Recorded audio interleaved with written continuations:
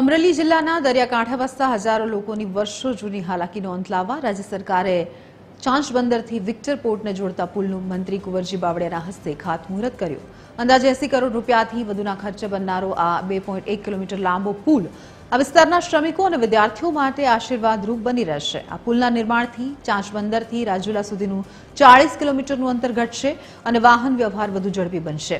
ધારાસભ્ય હીરા સોલંકી અને અન્ય પ્રતિનિધિઓની સતત રજૂઆતો બાદ મંજૂર થયેલો આ પ્રોજેક્ટ સ્થાનિક વિકાસને વેગ આપશે.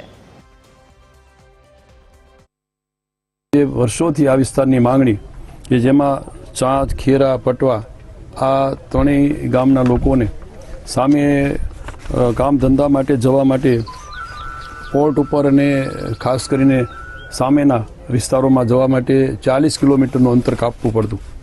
આ બ્રિજ બનતા લગભગ હવે 20 કિલોમીટર એટલે અડધું અંતર થશે.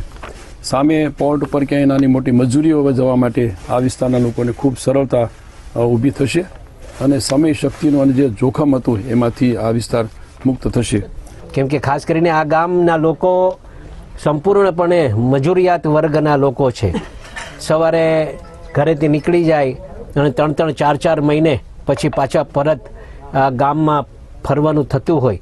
પણ હવે અમને એવું લાગે છે કે આજે હવે સવારે જશે એટલે સાંજના પાછળનો રોટલો ઘરે ખાઈ શકશે એવી સ્થિતિ નિર્માણ થવા જઈ રહી છે. ત્યારે હું આ ગામના આગેવાનોનો ખૂબ ખૂબ આભાર માનું છું અને ખાસ કરીને ફરીથી એકવાર હું આદરણીય કુંવરજીભાઈનો અને મુખ્યમંત્રી શ્રીનો આભાર માનું છું.